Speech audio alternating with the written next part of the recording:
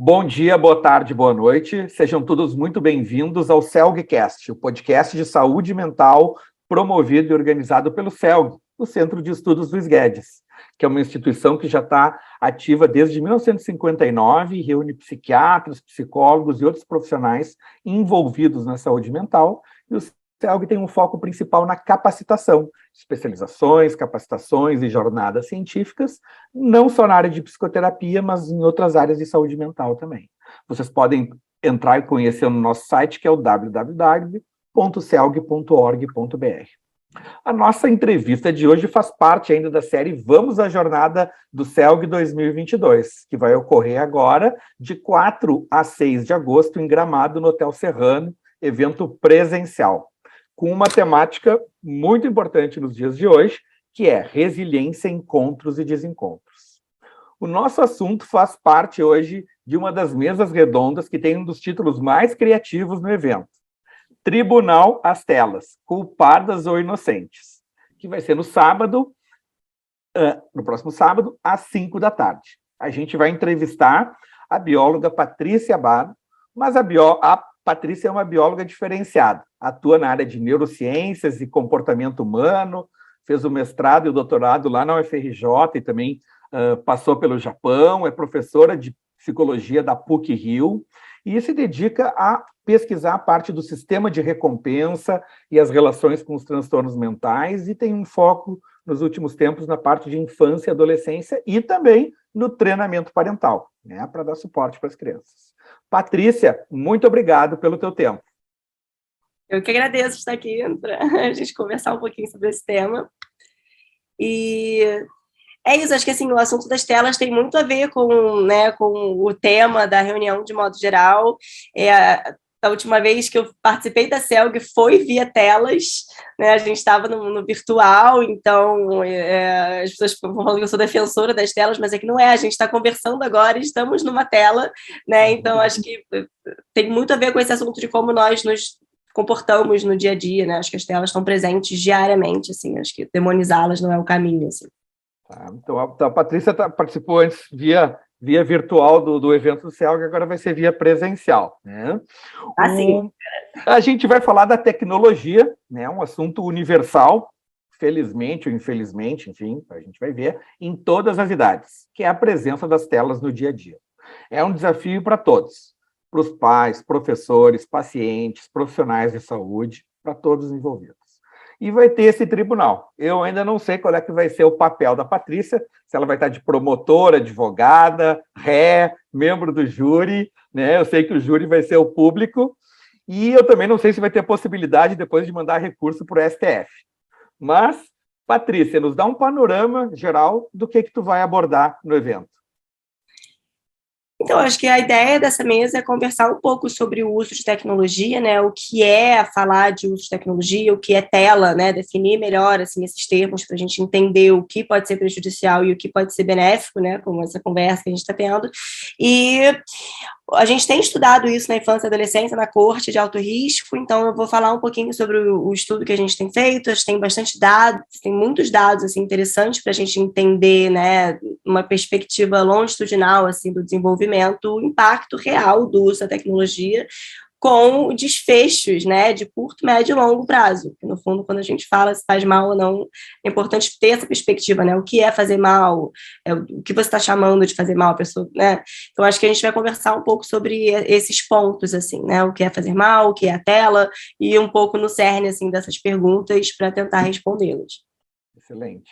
E antes, assim, eu estou fazendo essa pergunta para todo mundo, como é que tu integra a temática do evento, que é resiliência, encontros e desencontros, na tua temática na jornada, assim, como é que vai ser essa integração, assim, para a gente ter uma ideia? Bem, é estranho falar que a gente está saindo de uma pandemia, né? Mas em vários momentos estamos, né? Eventos estão voltando para o presencial, as universidades voltaram, acho que muitas coisas voltaram assim para o presencial. E é interessante ver como alguns modelos híbridos ou os modelos online, puramente online, né? Como nós passamos por um momento de isolamento social usando tecnologia, usando telas, usando vários meios digitais para essa resiliência emocional, social, né? Então, eu acho que as telas é um momento muito oportuno de discutir o uso de tecnologia e telas, tanto na infância e adolescência quanto nos adultos, né? É um momento muito bom, porque a gente está voltando num presencial, tentando entender esse caminho do híbrido. Então, acho que o momento de discutir isso, assim, vai ser, talvez, nessa jornada presencial pós, né, isolamento. Uhum. E quem são as telas? Né? TV, ou smartphone, quem são as telas? E uma pergunta, vou por uma outra pergunta junto, se elas realmente fazem mal, assim, se vocês conseguiram mapear essa maldade das telas. Então, essa é uma coisa curiosa, assim, as pessoas geralmente falam telas, as telas fazem mal, as telas para crianças, mas o que são telas, né? Você está falando não só em termos de dispositivo, você está falando de uma televisão, de um videogame, de um computador, de um celular, né? Mas também da atividade na tela. Então, a criança está assistindo, né, no caso da infância, assim, adolescência, que é mais a área que a gente tem estudado, a criança está assistindo ao filme, ela está estudando, ela está, né, qual tipo de filme ela está assistindo, a questão das redes sociais, se falam muito, tem pessoas que falam, talvez sejam as redes sociais sejam um problema, não seja a tela em si, mas a rede social. Então, é importante definir o comportamento na tela, né, é importante definir o meio, qual a tela específica que está sendo falada, a tela digital, e o comportamento, né, nessa mídia. Então, acho que esse é um primeiro ponto importante, né, qual é a mídia e qual é o comportamento que está sendo falado na mídia, né, é assistir passivamente outras pessoas, é uma rede social, é como você se comporta, né, nessa mídia. E o que é fazer mal, né? Então, assim, por exemplo, em questão de telas, de modo geral, o que tem se falado muito é que os adolescentes nunca dormiram tão mal, tão pouco e tão mal, né? E nesse sentido, assim, se fala muito do uso, aí sim, da tela em si, digital, do brilho, quanto isso, principalmente antes de dormir, atrapalha o ciclo do sono e vigília, e tem evidências importantes, assim, né, de brilho. Agora, isso não quer dizer que a tela, o problema é o brilho, né? Então, assim, como reduzir a quantidade de luz, a gente também está no, né, a luz, assim, a noite é um fenômeno recente na história humana. Então, pensando numa perspectiva evolutiva, tem essa questão do brilho da luz. Mas o que eu sinto muito quando as pessoas falam tela, assim, é aquela criança que está assistindo alguma coisa e enquanto os pais estão fazendo outra. Na pandemia, isso apareceu muito, né? Como se as telas são as novas babás, né? Isso não pode fazer bem para as crianças. Mas o quão mal, assim, isso é mensurável, de fato, né? Então, acho que essa é uma coisa importante, assim. E o que eu estava falando do que é fazer mal, né? Fazer mal de curto prazo, longo prazo. O meu filho, né? A gente ouve muito isso. O meu filho claramente fica mais irritável quando ele está usando mais a tela nesse dia. Tudo bem, nesse dia pode ser, mas assim, será que isso vai ter um impacto na saúde mental dele na vida adulta, na vida adolescente? Será que isso vai ter um impacto na funcionalidade dele, né, como pessoa, na regulação emocional dele a longo prazo?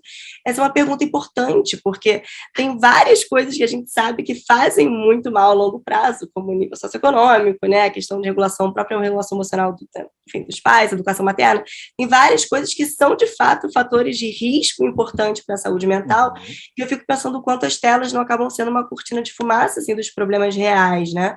Tem um estudo muito famoso da Amy Orben, assim, de 2018, 2019, da Nature, que ela mapeou, assim, mais de 300 mil pessoas, assim, foi muita gente, o uso de tecnologia e saúde mental, e elas viram que dependendo, fizeram todas as análises possíveis e imagináveis, e o que eles viram foi que o uso de tecnologia, seja de várias formas, televisão, celulares, usaram tudo assim nas análises, o uso de tecnologia responde por menos de 1% da variação dos sintomas de saúde mental.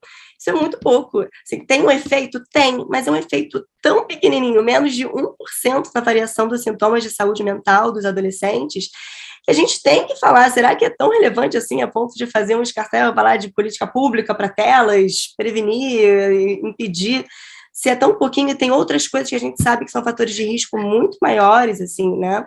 Então, acho que esse é um ponto, assim, quando a gente pensa em saúde, em políticas, né, de saúde, assim, que tem que ser pensado, né, também. Não sei se outra... responde a pergunta. Não, respondeu, é uma outra perspectiva que tu está trazendo, que normalmente, realmente, as pessoas ficam, às vezes, a tela é um comportamento meio disruptivo, assim, tem muita, tem fumaça ali, a gente não sabe se tem fogo ali também, né? E tem algum fogo, mas não sei se o fogo é tão grande quanto às vezes a fumaça, e não tem outros fatores aí que sejam mais importantes da foco.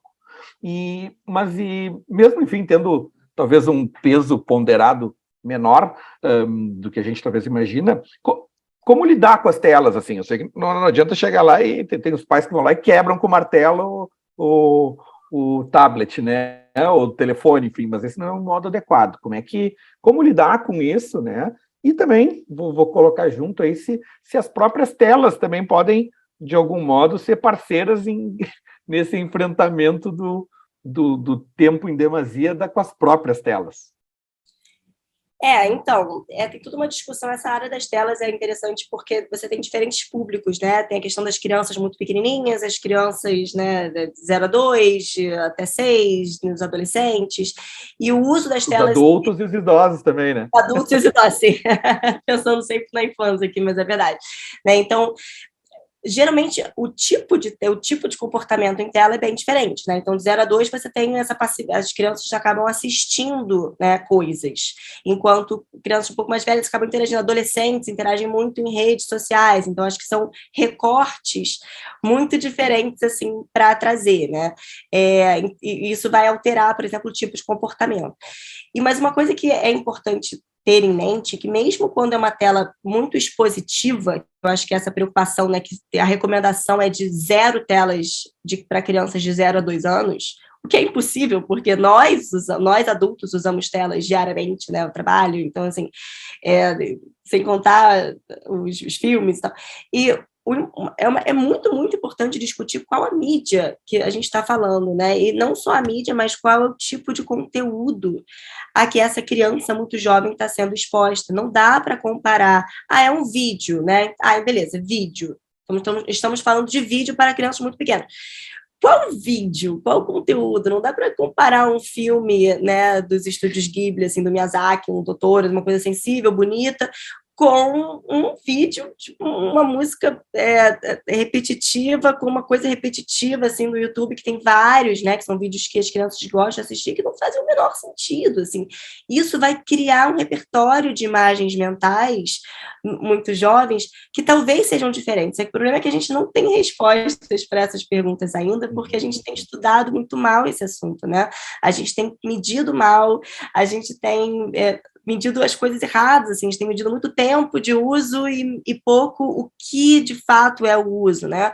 Quando a gente tenta inferir também, qual vai ser o desfecho, né? Como você constrói um estudo bom, né? Vou chamar aqui, vou recrutar famílias ou adultos ou adolescentes que têm problemas com tela. Quem quer participar do meu estudo? Olha o viés de seleção desse tipo de pergunta, né?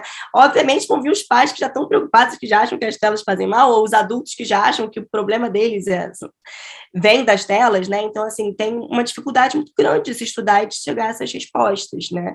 Então, tem muito o que eu acho, tem o que cada um acha, né? Mas eu acho que um caminho para a gente saber qual o tipo de comportamento que pode ser mais benéfico, que pode ser menos benéfico, é fazendo estudos melhores. A gente precisa fazer estudos melhores. Se é um tema tão importante, que todo mundo está tão preocupado, a gente precisa de estudos melhores.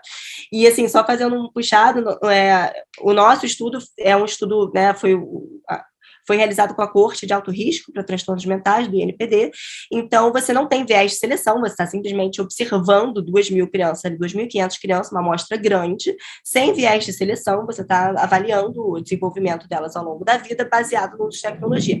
O que a gente viu, por exemplo, nesse estudo, a gente mediu uso de tecnologia geral, assim, né? Todas as telas misturadas, videogame, televisão, por autorrelato, que é um tipo péssimo de medir, porque a gente sabe que o autorrelato é diferente do mensurável ali, né? O quanto você acha que usa é diferente do quanto você de fato usa, mas quando a gente mediu nesse estudo, por exemplo, o que a gente viu foi que as pessoas que se sentiam pior tinham mais sintomas de saúde mental, principalmente sintomas internalizantes e principalmente em meninas, eram as que usavam mais tecnologia depois, né? Então, como se fosse um mecanismo de enfrentamento o uso excessivo da tecnologia em adolescentes, né? Então, que ele está ansioso, não sei o que eu vou fazer, vou ficar ligando, né? Vou ficar alternando entre mídias. Então, tentar entender também as telas não só como causa e efeito, essa relação de causa e efeito, a gente tem que entender como uma coisa de duas mãos, né? Quais são os nossos mecanismos de enfrentamento comida, né, enfim, álcool, a tela é mais um deles, né? E talvez dentro da tela você tenha diferentes comportamentos que sejam melhores ou piores para, inclusive, serem mecanismos de enfrentamento para a solidão, para outras coisas. Então, acho que tem de tudo ali dentro. A gente tem que fazer perguntas melhores e estudos melhores para ter respostas melhores, assim, para a gente realmente, de fato, saber como navegar por esse meio tão complexo das tecnologias. Tá bom. Excelente, acho que deu um briefing muito significativo aí. Vamos deixar o pessoal com mais gostinho para ver como é que vai ser esse tribunal. Isso, né? E eu queria te agradecer, né? Agradecer a Patrícia pelo CELG, agradecer ela pelo tempo dela, né? Tomara que esse nosso tempo de tela não tenha feito, não fez mal ao nosso cérebro, nem de quem está nos ouvindo, nos assistindo agora. Todas as pessoas vão poder ter acesso aos demais CELGcasts nas diferentes plataformas de podcasts e também no nosso canal no YouTube. E lembramos a todos que ainda é possível se inscrever na jornada, está tudo no nosso site, que é o celg2022.com.br. O meu nome é Alexandre Enes Henriques, eu sou médico psiquiatra, diretor de tecnologia atual do CELG. Eu queria agradecer a todos pela atenção de vocês e a nossa palestrante aí, a Patrícia, aí também pela didática dela. Muito obrigado e até Gramado. Até.